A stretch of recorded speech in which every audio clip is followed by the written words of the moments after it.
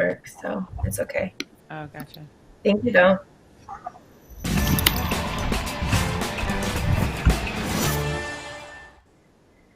Hi, everybody. Welcome back to the Fumble Live. If you haven't already subscribed to our channel, make sure you do that now. Tap the bell for notifications. Give this video a thumbs up and leave a comment below. We're breaking down the latest in sports news for you, including some updates about the NBA as well as the 76ers.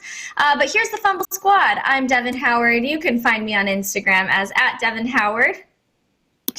What's up, everybody? I'm Jackie Ray. You can follow me everywhere at JRayTheFanatic. Hey guys, it's your girl Britt Johnson. You guys can follow me on all social media at I am Britt Johnson. So ladies, got to continue the tradition like we were saying before we went live. I know you all are thrilled about this. I know I'm very excited. So tell me, what day is it today? Hump Day! Hump Day. Britt has like really bad. Someone ask us to do it again. I'm asking every time, so you better get used to it. Also, yes. Everybody, I know me and Jackie love this guy. We got to wish our boy Des Bryant a happy birthday. Woo-hoo! It is Des Bryant's birthday today. So happy birthday to you. Happy birthday to you. Happy birthday. Yes, Des. You know we love you over here.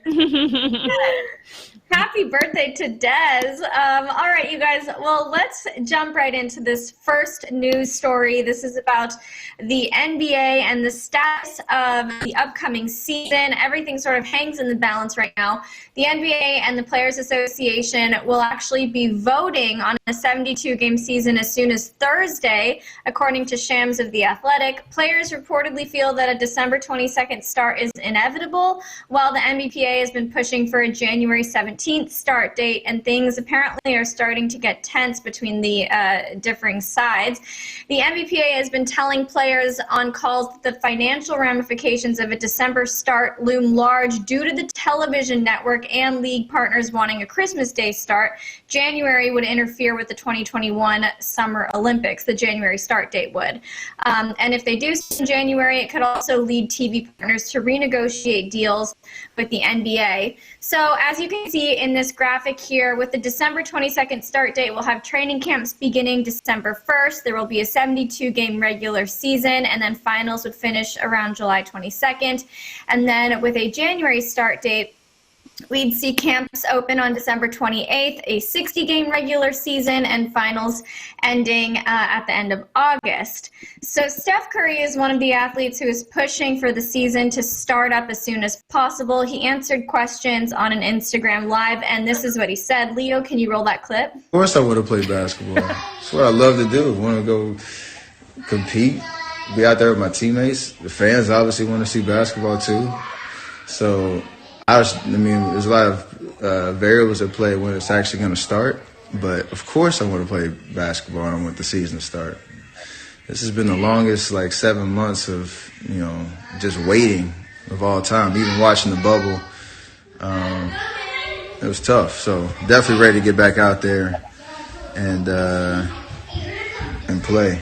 Here come the kids. So, of course, this is easy for Steph to say when, like he said, he's been just sitting and waiting for 7 months. So he's got all the rest time that he needed to jump back into a new season that could start literally tomorrow, and he'd be fine with it, I'm sure. But the athletes who just got home from the bubble are obviously not as eager because they want their time to rest and recover as well.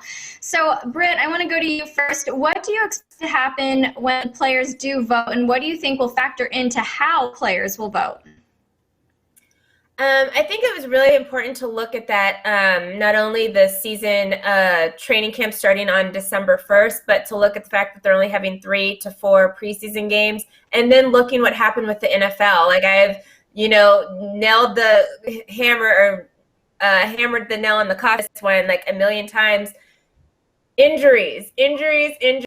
And I think that is what's going to happen if we have that early start date. And I hope, and I think I know anybody that even played in the bubble, even if it was just making it to the first or second round, it's going to be experiencing a shorter off season than normal. And so I think any of those players just looking at, the recovery time and the potential of getting an injury early on in the season because they're having few preseason games. They're having such few time in between the end of whenever their season ended, if it was the Lakers, or having just that 70 days, 73 days or whatever. And then if it is and that's 73 days from the start, the December 22nd start. So technically it's even shorter if we're doing the December 1st, just going into training camp. So I think it's going to weigh very heavy on those players, in particular, that early date. And so I think anybody that was in the bubble at all is probably going to be voting on the side to start later. But then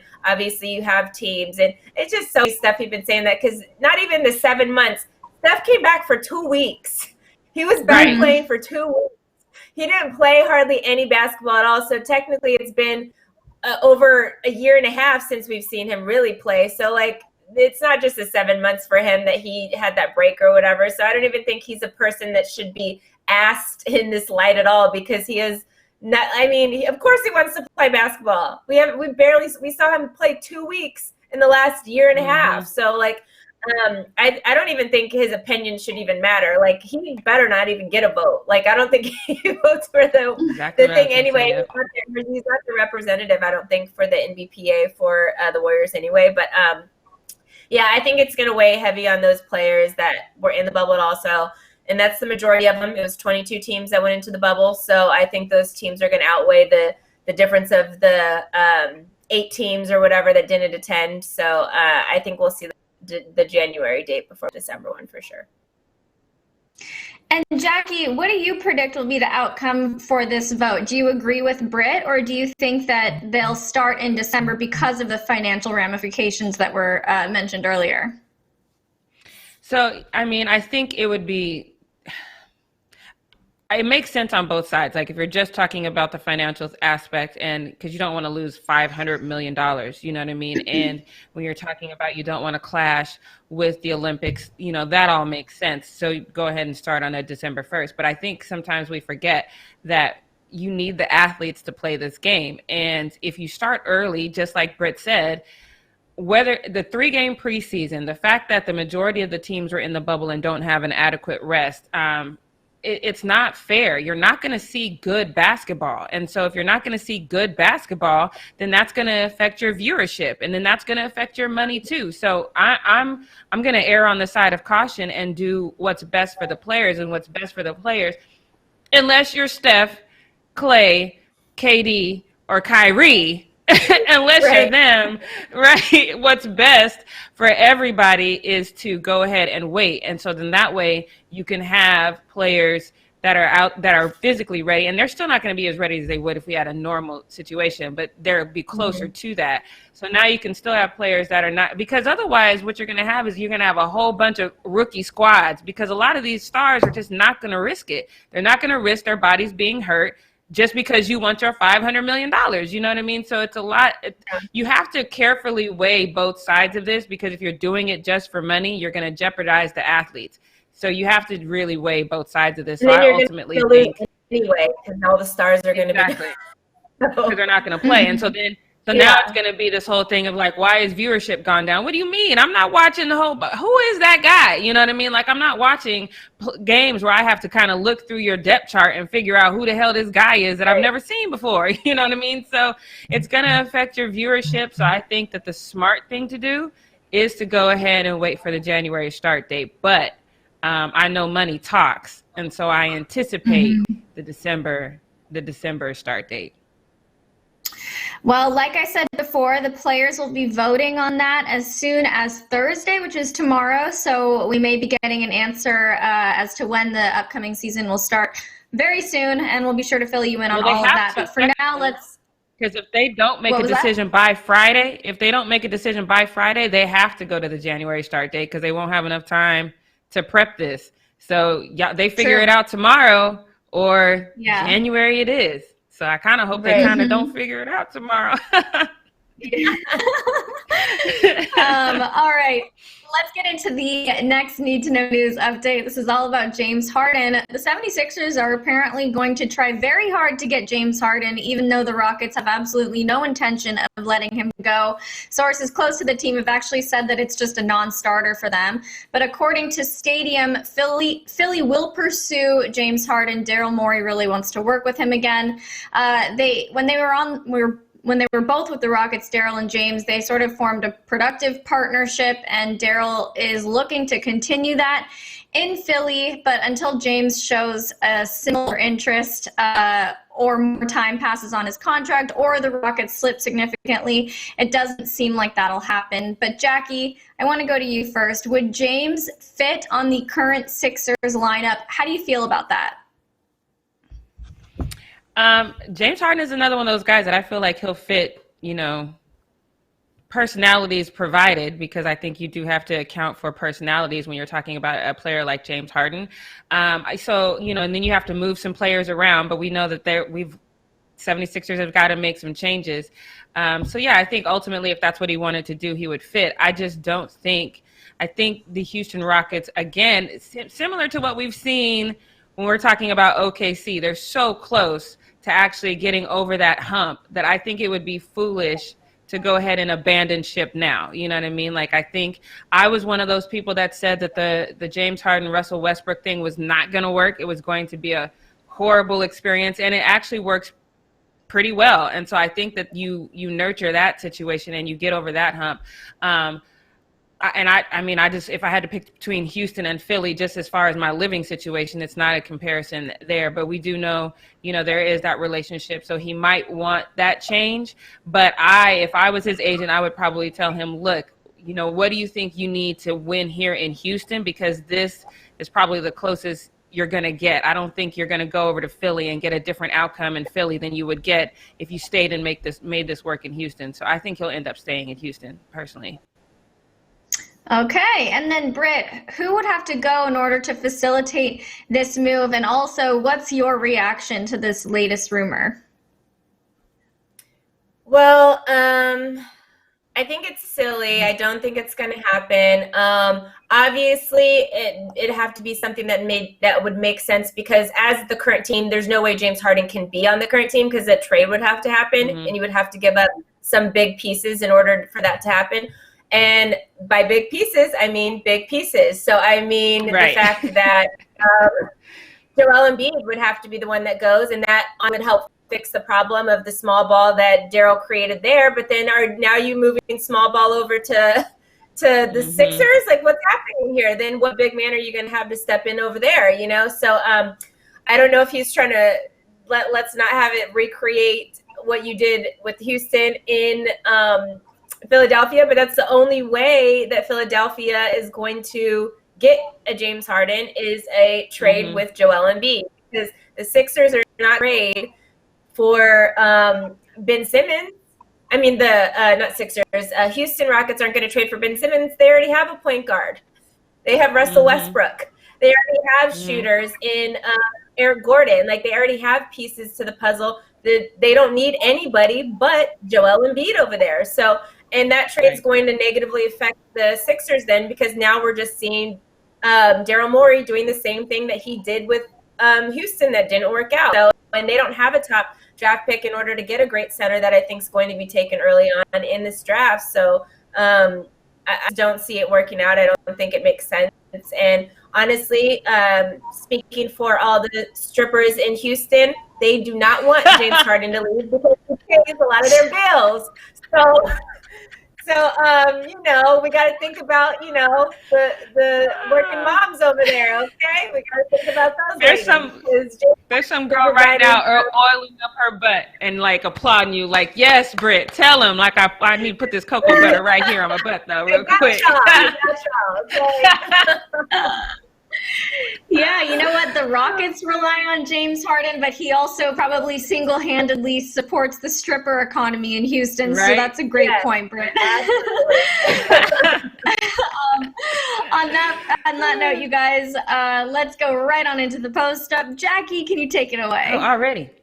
Yes, it is time for Post Up with your girl, Jackie Ray. pandemic edition. I don't know if I want to say quarantine anymore because here in LA, people are out and about. So just gotta call it pandemic edition. So let's get right into this first one. All right, let's get into it. Obviously, there was a lot of votes yesterday. People were out voting. I just want to say I'm proud of all you guys who went out and vote. Good job. And I know that we've just been talking about, people resuming play and stuff like that. But I just want to give this shout out real quick to Josh Hart, who went out and let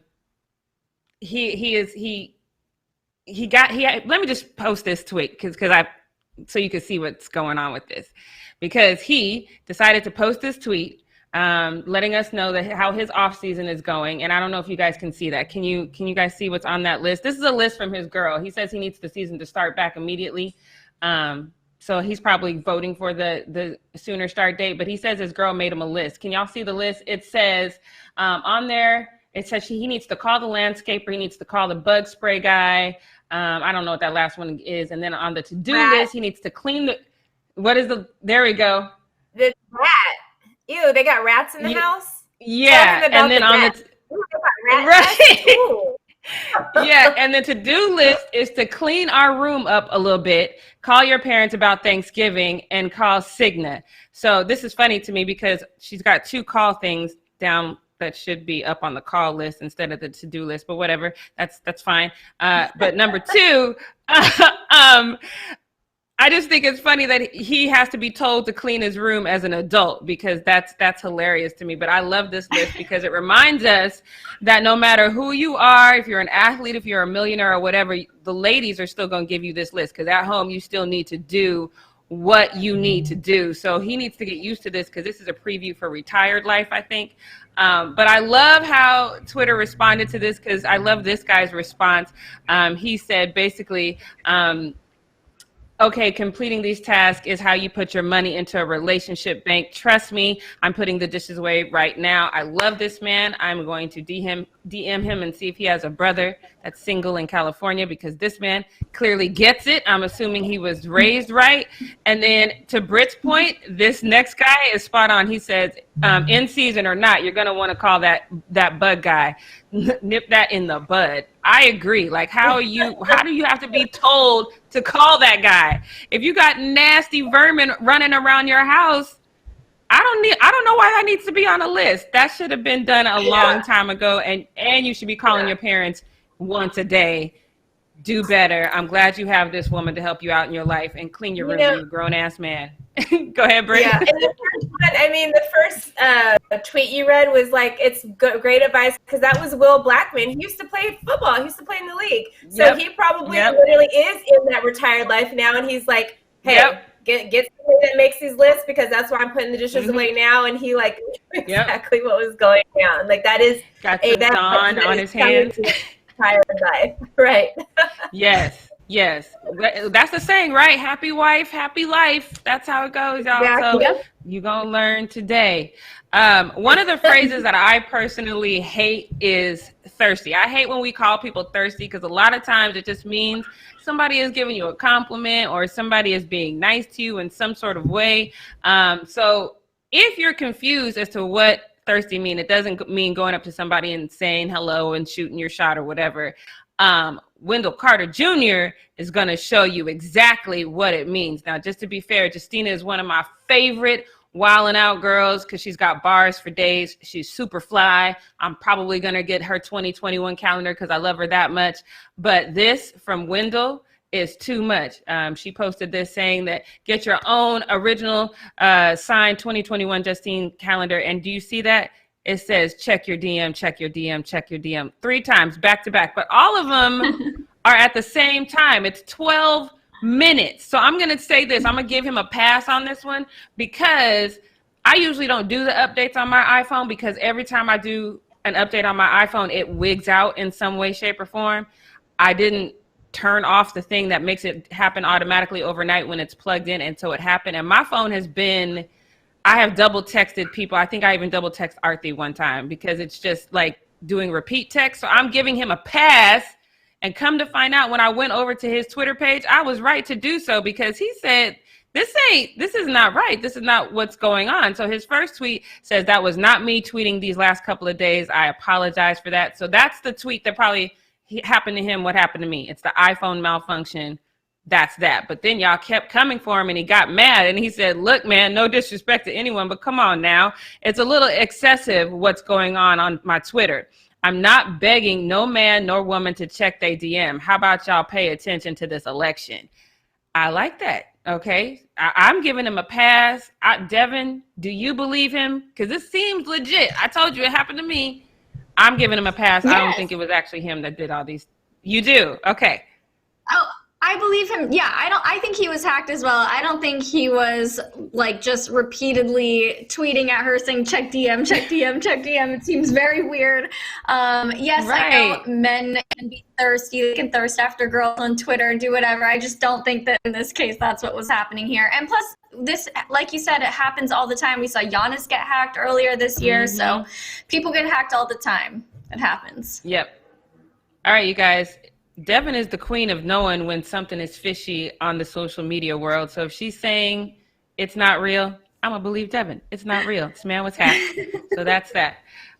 So this next one was a lot of fun for me because a lot of you guys were confused. I saw a lot of posts about the quote unquote cryptic post from Kyrie Irving. So I, as you know, champion myself like a little mini detective. So I figured it all out for you guys. So let's get into it. First, he posted this picture, which I actually love this picture. If you don't know who this is Sitting Bull.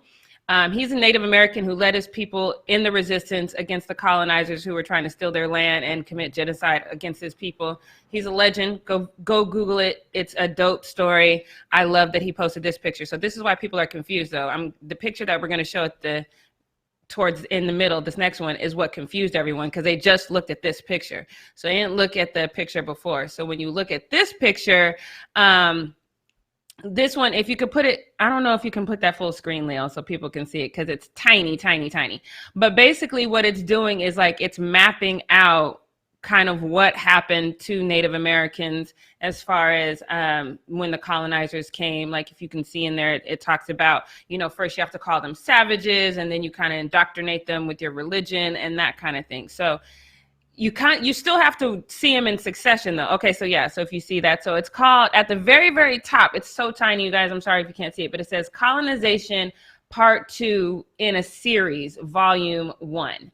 So it does look like a very weird picture. It looks like Kyrie himself tried to draw it, which is not good if he did, because I wouldn't be a fan of this art. But then he posts this next picture, and this next picture kind of tied it all together, at least for me, because everyone went in on him and said, oh, LeBron James is living rent-free in his head, because that does look like the King James crown that I use all over my social media, so I know it when I see it. But if you look beyond that, then you'll see that that is on some pages, and so you can kind of tell that it's not just a normal like King James crown. So after putting those three pictures together, this is Kyrie doing what we all know. If you've followed Kyrie at all, he's reading. He loves to read. He loves to read a lot of different books. Some of them tell him the earth is flat, but I'm not judging, but he does read a lot of books. And this book specifically is a book. It's called The Colonization Part 2, and it's written by Jean-Michel Basquiat. So he's actually reading a book. So this, if you guys only saw one picture, it doesn't make sense because you're title readers. You have to kind of see the pictures in succession so you know that this is a book. I'm actually curious to see why he's reading this book. I love that Kyrie reads this much. He feeds his mind. Sometimes he feeds his ego too much, but I'll give him a pass because I love that he's feeding his mind and he's reading this book. I'm going to go find this book and find out what he's really into with that and why he's reading it. I think obviously when we think about Sitting Bull, we can see what it is, but I'm excited about this book and finding out more about this book. So shout out to Kyrie, who just put another book in my collection. I love it. And hopefully it'll help calm some of my anxiety, because I don't know about the rest of y'all, but last night had me having so much anxiety. This election is so close. Out here in Hollywood, we had Trump supporters on motorcycles going down the boulevard, which was the weirdest thing because this is Hollywood, but whatever. So I had so much anxiety watching the updates that I eventually just turned it off. But I think I would have felt a lot better if I had watched this election update from NFL memes and the way that they did it. Sounds much better. It made me feel much better. Leo, can you throw that up there?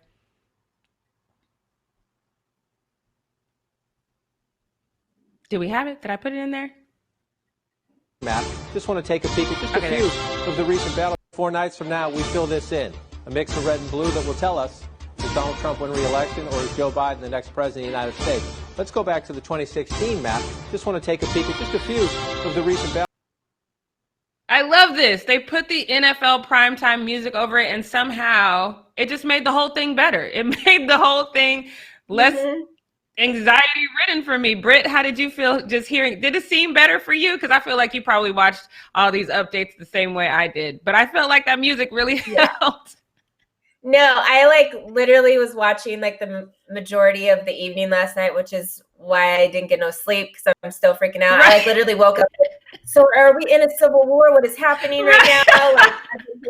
But when you watch it, whether you watch it, I kept changing from ABC to CNN to MSNBC to see what would have a more, I don't know, exciting.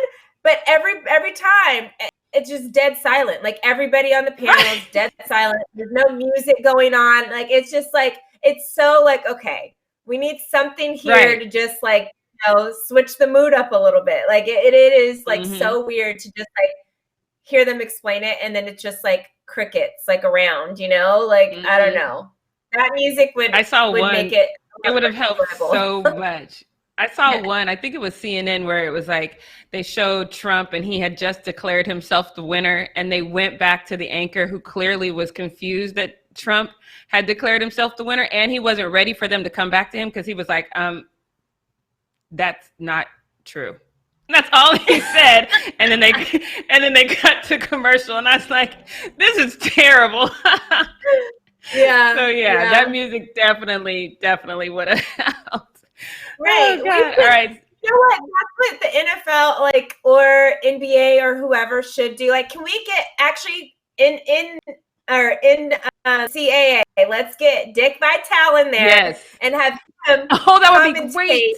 The elections, and we're talking whatever with a capital A over here, and can we get Dick Vitale, please? Let's do this. Oh, that would be fantastic. That would be fantastic. I think we're going to end up chatting about this one because this one for me is very personal. I take offense to it because I personally, you guys don't ever see it because you only see this much of me, but I love those long thigh-high socks with the different designs on it. Not the ones that James Harden's favorite stripper wears, not those stockings, but actual socks that have different designs on them. But the problem is I'm fairly thin, so take a couple steps and they start falling down, so I don't wear them that often. So of course the solution is to wear lower socks, right? So this is one of those stupid rules, once again, by the NFL. I'm so upset about this, but take a look at this tweet, because here comes the NFL giving stupid fines for stupid things. So Steelers wide receiver Juju Smith and running back James Conner have been fined $5,000 apiece for wearing their socks too low. Socks, not some sort of protective gear that's going to save them from anything. Color. What socks. hell? Not the wrong color. But here's the thing. So I looked it up, and as crazy as this sounds, it's not the first time, because I thought this was the first time. Because I know people have been fined for their knees showing or wearing, cleats that aren't approved and things of that nature. But no, this is not the first time a player's been fined for wearing socks too low. The first time happened during 2012 when Frank Gore was playing for the San Francisco 49ers, and he was fined. So they were fined $5,000. Frank Gore was fined $10,500 for wearing his socks too low one time. So they got off pretty light. So let me go to you first, Devin. What? Sorry. Okay. Question? Go ahead, Devin. Hear you, but I can see that my face is frozen. I think this is ridiculous. This is so stupid. I have anything to say. It's dumb. Right. Britt, what do you think? I wonder, is it because their ankles were ashy? Because then I could understand that. Because Britt! ashy ankles. So if you oil those ankles up, maybe you would be allowed to wear low socks. But till then, Britt, keep it back. I'm all for this. I'm all for this fine because it's ash. No! I do not like ashy ankles. That's why I like kneecap one too, because they be having ashy kneecaps. Now the kneecap, yeah, you're right. But what if, Britt, that's not fair, because you could literally, have, some really nice cocoa buttered ankles, right? And then you go for a catch or you fall on the chalk and then you slide your ankle and now all of a sudden your ankles look ashy. So wear them socks. That's why the rule is there, because they know that's going to happen. Keep finding them, because I am trying to look at no ashy ankles, okay? All right, so Devin and I are a team. This makes no sense. Britt is no, hell no, Ashley gotta go. So now you know. And also, the takeaway from Britt, men, lotion up those ankles, okay? That's all you gotta do. Yeah. Oh my God, I was not expecting. Non-cracked ankles and heels, key to I'm going to have to look at this CBA agreement and see if it says, ashiness shall not be allowed, because then there's some elbows that I have seen that should be received the same fine. I've seen some elbows that deserve a fine, if that's actually a rule. Oh my goodness. You get a fine. Oh my God, that's great. All right, so let me look at my elbows. Am I okay? Okay, I'm okay. All right, so look, I love this next one, because just yesterday I was reading an article that said the Eagles are ready to move on from Jalen Hurts, which is crazy to me because he's not even their starter. Carson Wentz is, and he was drafted in 2020, and he's in a weird playing system. So I think it's a little premature to say that, they're ready to get rid of him. But I can tell that Jalen either didn't read the article or he doesn't care about it, because he was out yesterday and he was doing his part to make sure people got out and exercised their right to vote. I think this is so cute. Let's take a look. Don't matter. We'll take your vote. We'll take your vote. Y'all go out there and vote. Make your voice be heard. That little tiny megaphone is the cutest thing I've ever seen. I just wanted a little slightly bigger one, but that one's super cute. And I think the Philly fans either didn't read that article or they just were super proud of him for getting out there and helping people exercise their right to vote, because here goes some Philly fans that says, look at Jalen, man, best QB in Philly, and then better than Daniel Jones too, which we're going to be talking about in a second. But I love this, that Philly fans were supporting him. I'm not going to give them a full pass yet, because I still remember that you guys like to cheer when people are hurt. So I'm not going to give you a full pass, but well done on this one. And then also other athletes out here trying to make sure that people can vote and that their right to vote wasn't hindered. We know the WNBA has been leading the charge in basically everything. And so I am not surprised that Chiney and her sister, Nneka, from the LA Sparks were proving once again that women just get it done, because they went out to Houston and they were volunteering to help make sure everyone can vote at the Houston polls. And we have a picture from that one. And I just thought that this one was great, because they were just, they don't have to do this. They're athletes. They could do anything else, with their time.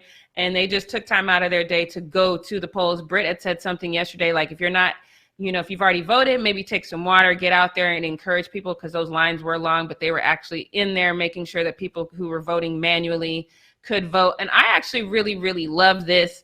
I went to the comments, because you guys know I love to go to the comments, and I was expecting to see a whole bunch of "that girls, good job, get it done." But it wasn't like that. So I was a little disappointed. And first, I want to give them praise, though. I just want to say good job. But I'm going to give Britt a moment to get her what we not going to do moment in, because I just want you to know that these ladies did not receive the praise and the accolades that they should have. So before we get Britt on the screen, let me show you some of these tweets that went up about these ladies.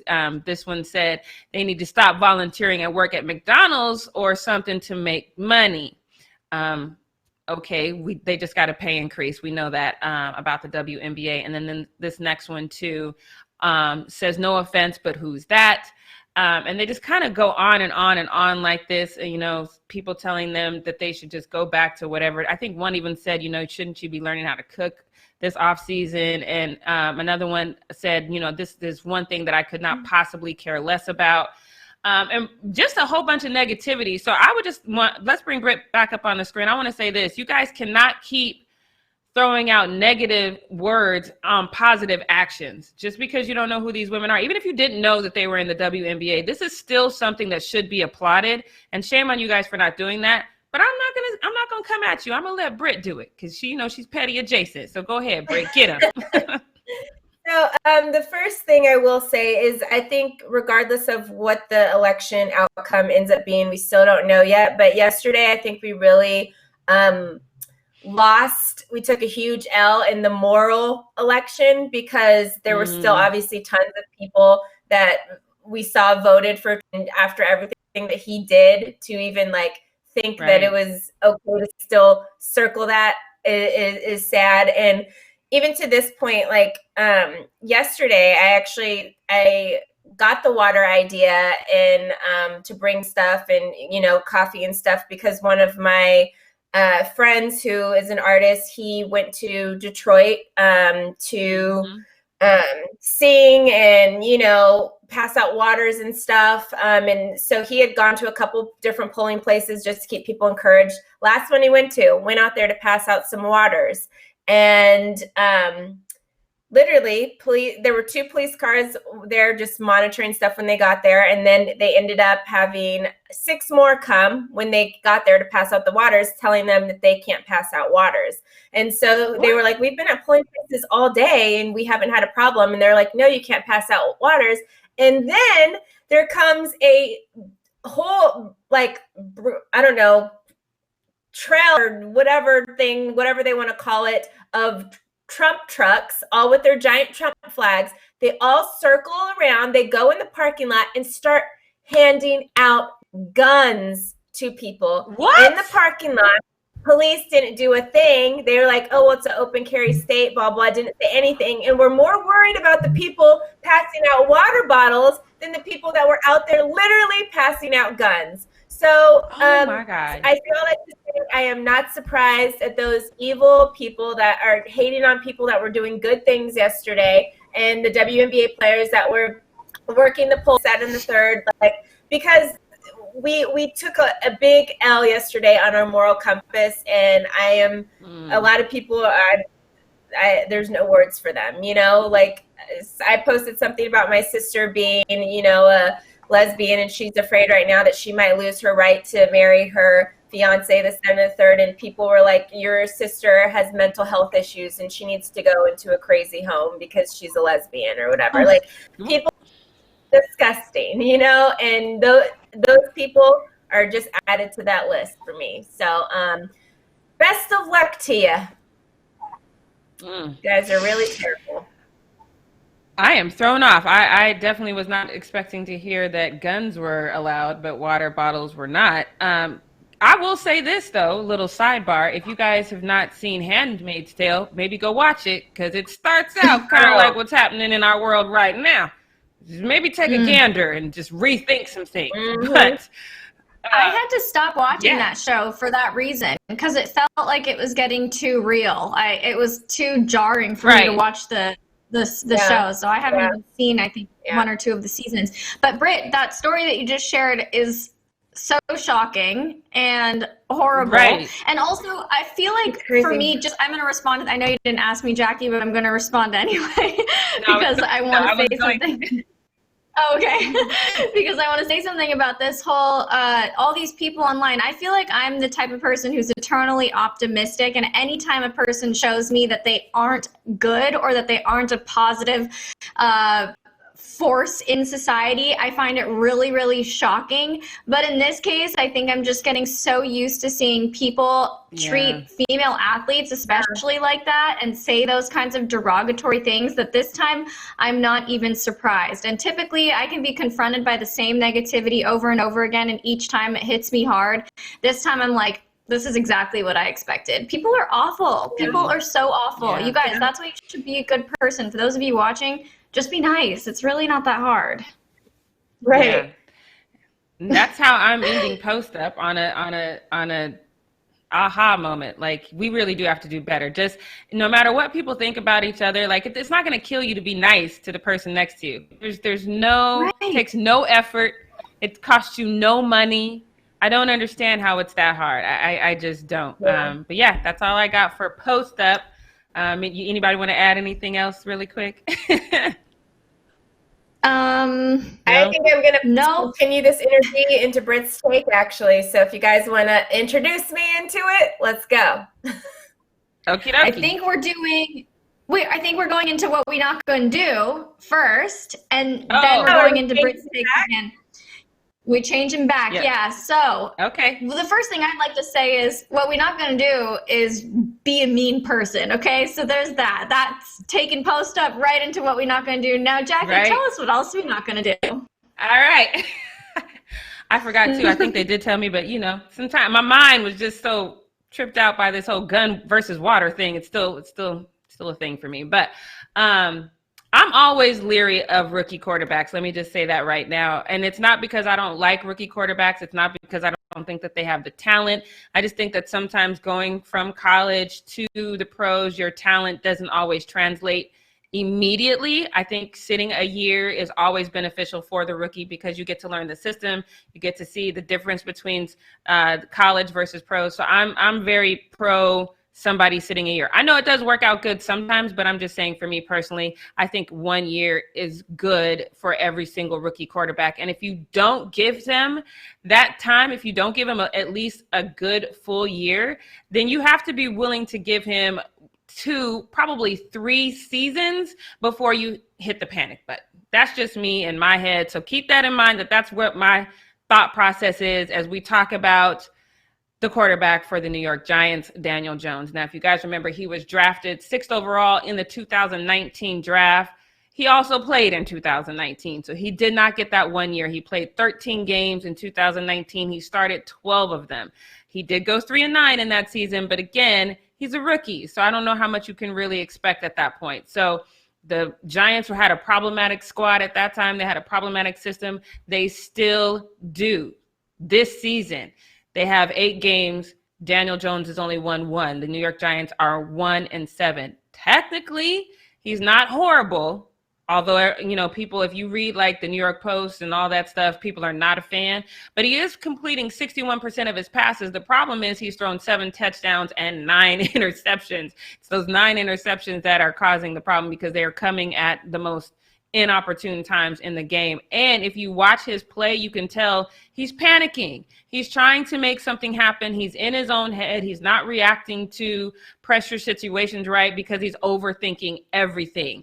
Now, if you guys also remember Janoris Jenkins, he's with my Saints now, but he used to play for the Giants, and he clearly has still has some love for the Giants because he actually came out and said that the Giants should have drafted Lamar Jackson instead of Daniel Jones, which is it's off because Lamar Jackson was drafted in 2018, and of course Daniel Jones was drafted in 2019. But even if the Giants were not ready to move on from Eli Manning in 2018, but even if they were, that system was still flawed, and I'm not entirely sure that we would be talking about Lamar Jackson the same way right now if he had been drafted by the Giants in 2018.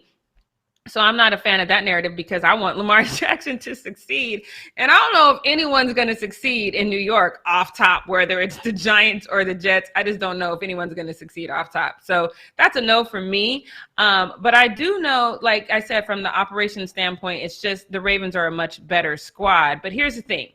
Like I said, if you listen to New York radio hosts, which I don't know how I got into doing that, but I do. I listen to New York radio hosts, and then I read the sports blogs. And a lot of them are calling for the Giants to bench Daniel Jones, which I do not agree with. But because, again, he's a sophomore, And so I just don't agree with that narrative. I think you got to give him the full, 3 years about that with Baker Mayfield. But the worst idea comes from Mark Cannizzaro, I guess you say his last name. He is from the Washington Post, and he said, quote, "The Giants' second-year quarterback must be benched immediately, not for the season, not for the rest of the month, just for their next game Sunday at Washington." This is the dumbest thing I've seen in a long time. Well, maybe not the dumbest thing because we do have a whole Jets organization that I could talk about. But he's basically saying that he thinks benching him for one game will jolt his system. This was a quote he said in this article. He said it will jolt his system and it'll make him play better by being benched for one game, because players, they have egos and they don't want to be benched because it makes them look bad. So then when he gets back out, he'll play better. That is not a thing. This is a kid who's trying to play his very best right now. He knows all eyes are on him. He probably wasn't ready for this spotlight, and he's just not doing well. I don't think meeting that kind of stress and the fact that he's panicking with a timeout that says, hey, you either play better or else, that's not going to help. That's just going to increase in his anxiety and make him play worse. And what are you really saying to him? You're saying, hey, you know what? If you don't play well, we'll put in Colt McCoy. Colt McCoy, who's won 7 games in 10 years. Like, that's not going to work either. So I don't understand what this benching him for one game thing would do. It's probably the dumbest idea that I've heard. I think you go to their quarterbacks coach, which is Jerry Shilipsky. You talk to him and say, hey, what are this kid's strengths? What does he do really, really well? I need a list of things he does really well. And then you walk over to Jason Garrett and then you say, hey, these are the things he does well. I need you to draw up some plays like this, because obviously you need to play to his strengths instead of just sending him out there with a pre-existing plays that aren't working for him. You got to make it work for him. They did that in Dallas. They wrote a whole bunch of plays specifically around what Dak was good at. Every team in the league does that. So it makes more sense. And on top of that, don't panic. Yes, you guys are 1-7, but the best record in the NFC East is 3-4-1.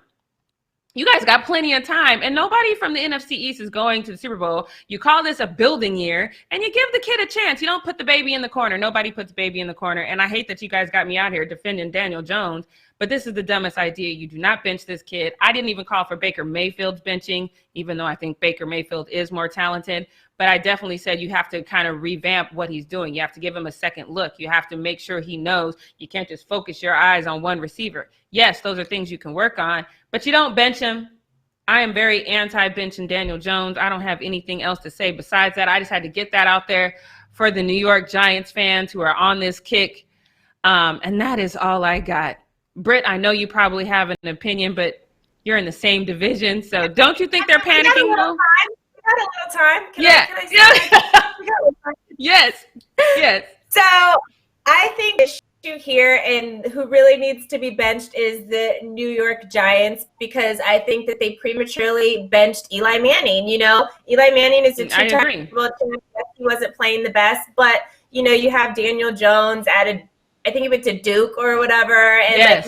He wasn't expecting to have that moment and these big bright lights. You know, because yes, it is the Giants, and yes, they are terrible, but they're in New York. They have a huge spotlight. That is the #1 media capital of this country, you know. Mm-hmm. And so to be put under those big bright lights behind a guy that is a 2-time Super Bowl champ for the organization, you know, people still loved Eli Manning, you know, like he was playing terrible at moments, but they prematurely benched Eli and then put Daniel Jones in this position, to where I would have loved to see Daniel Jones just spend 3 or 4 years developing behind Eli Manning, like we saw with Aaron Rodgers, which is why Aaron Rodgers came out and became who he was, because behind Brett, you know, or like you do see with like other stars, even what's his face, your quarterback, Drew Brees, who originally obviously was with Doug to start, but like, you know, to have different moments where he got chances to just learn and develop and, you know, really take in everything. Especially Duke is, yes, we all know Duke, and it's a huge school for basketball, but it's not that good at football. Yeah, football game on Saturday, nobody, you know. So he wasn't in this big bright light kind of thing in that moment, and I think if we would have given him more time to develop, we probably would have seen him in, you know, 2, 3, 4 years, and he would have been a much better quarterback coming into the league. And now he's dealing with confidence issues and this, that, and the third, and trying to live up to what Eli Manning was for that organization. And it's just not fair, unfortunately. I never thought he was a bad quarterback. I just think the Giants honestly messed up in even putting him in that position in the first place. Yeah, and the thing is that was their original plan. Their original plan was to allow him develop, but then you just decided just all willy-nilly. It came out of nowhere, like, oh, we're going to bench Eli. And Eli was like, all right, well, Pete, right. So you messed up yourself, so you don't punish this kid because you made the bad decision is all. So, yeah, no, I'm 100% in agreement with that. Thank you, Britt. And now it is time for Britt's takes. Britt's takes. All right, so now we're going to continue the energy from post up. So, Buffalo Bills safety Jordan Poyer's his wife probably needs to be quiet a little bit. This is going to be a say less moment for Miss Rachel Bush, because she actually went on a rant this morning on social media over the election results. So we all know, well, we don't all know because we don't really know who she is, but I know because I used to have a crush on Jordan. He's a very handsome man. And they married in like 2018 or something like that. So then I got all sad about it. So I knew who Rachel was. Some of you guys might know who she is because she is like an Instagram model. She has like 1 million or something followers on Instagram. But a lot of people also know that she is a Trump supporter. She has been very vocal about being a Trump supporter. And she came out basically this morning in this rant on Twitter saying that let's just get these up. Let's let her talk for herself, you know. She had some stuff to say, and we're just going to let her say what she had to say. I'm just going to read them for you, Leo, if you want to throw these up. So this first one from this morning, you see I screenshot these right away, happened after a minute. But she's like, Biden's tax plan specifically raises taxes off in NY and California, but can't forget about capital gain tax. So, yep, there too, blah, blah, blah. And then she's going on, tax the big companies, blah, blah, blah. Oh, some of y'all mad now knowing what's going to happen, poor decision making, blah, blah, blah. People act like they're literally not living this. That I know, trust me. Let's get to the next one, which is, I think, the most important one, because she continues on. And she says, don't be surprised when NY players see their paychecks and are like, ayo, peace. Y'all did this. You deserve what's coming. And she said, let me repeat, we will not be living in NY with more than half our paycheck disappearing. Y'all voted for Cali and NY's demise specifically. Congrats. Sports will leave. Businesses will leave. Left logic. So obviously when she went to bed last night, in her area of Buffalo, her dude plays for the Buffalo Bills. Trump was winning. When she woke up, Biden had won. So this is why she went bat crap crazy about it, because she literally was like, thought she was going to sleep peacefully, thinking she would wake up and, you know, Trump would be president of, you know, United States. And guess what? Trump actually came and said people couldn't post or we can't cast ballots after the time. Well, no, it's just we're still counting them, Donald Trump. I don't know if you realize that, but we're still counting them. When people aren't casting their ballots until 3 or 4 in the morning, we're counting them still. And apparently Miss Rachel didn't get that memo either, because she thought Trump was already elected, because as we talked about earlier, Trump did a little announcement and said he won, you know, which we're not done counting yet. Even Pennsylvania said they might not be done counting until Friday. They have a lot of ballots to count. There was more people voting right now, more people voting by mail than ever before. And a lot of those states have laws where some states had laws where, you know, once you get your ballot, they can actually start calculating those already early on for these early ballots. But some states actually have laws where they actually physically cannot open up the mail from your ballot stuff until election day. So a lot of those places are still counting ballots. So she got in her feelings. She said that she and her husband are no longer going to be with the Buffalo Bills, apparently, and living in New York, if this pans out how it looks, or it could pan out if Biden wins or whatever. Sis, be quiet. First of all, like, where are y'all going to go? I get it. Jordan is, I will say, his zone coverage defense, one of the best in the league. He is a good, strong safety. I will give him that. The Bills defense is actually one of the better defenses. I would say top 8 in the league right now. They're good. But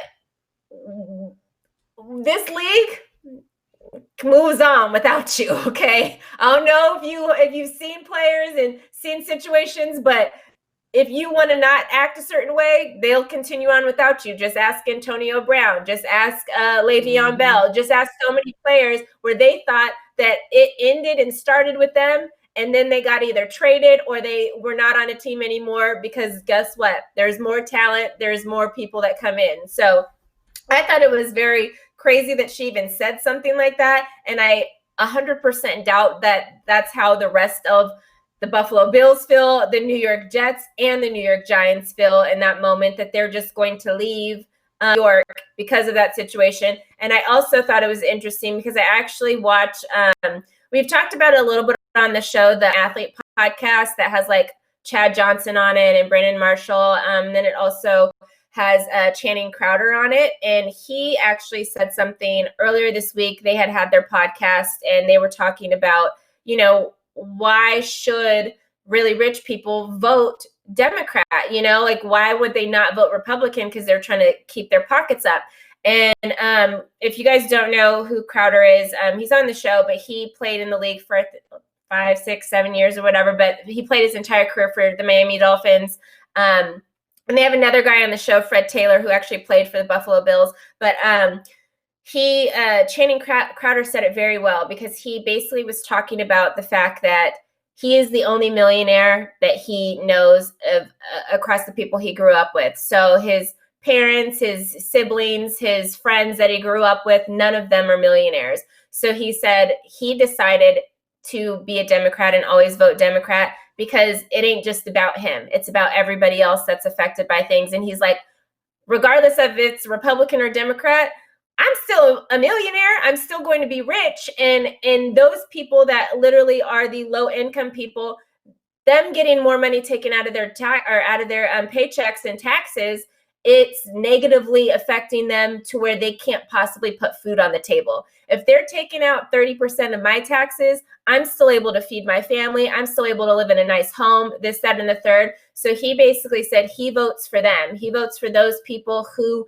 can't necessarily help themselves all the time or need, something to make them pay less taxes or this, that, and the third. So he doesn't mind paying extra taxes if it means that everybody else around him eats.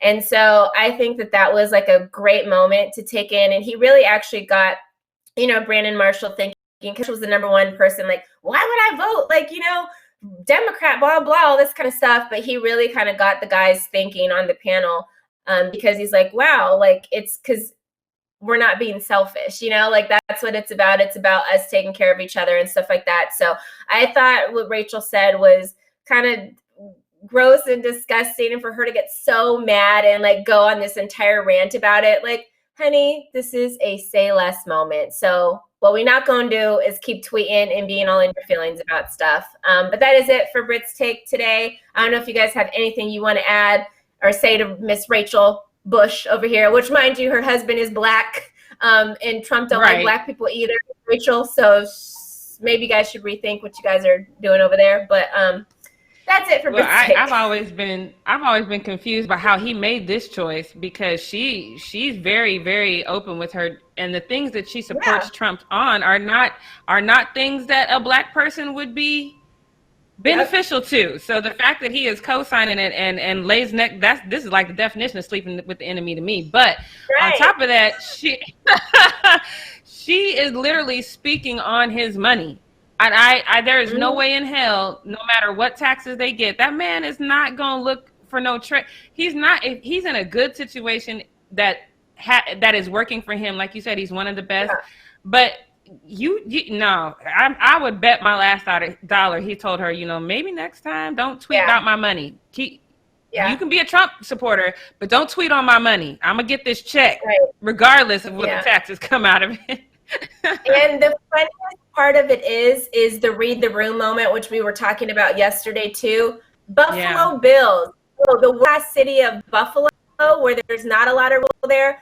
Those are working class people, and that which is why Biden won and not Trump won in that area. So, like, what now do the fans think about you and your husband? Like, and Buffalo Bills fans are crazy. They will throw a dildo at your head when you coming through. Yes, they will. A little tunnel.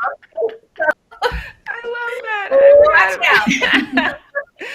Oh, God. All right, you guys. Well, let's wrap up the show for the day. We're going to be back again at 11 a.m. Pacific Standard Time tomorrow as usual. So make sure you subscribe and that you've turned notifications on so you know exactly when we're going live. Wash your hands. Wear a mask. Be a good person. The theme of the show today, just be nice to people. Don't be an a-hole, and we'll see you guys tomorrow at 11 a.m. Pacific Standard Time. Bye, everyone. And happy birthday, Des Bryant! Woo-hoo! Throwing up the X right now. You can't see me though. Yes, throw up the X.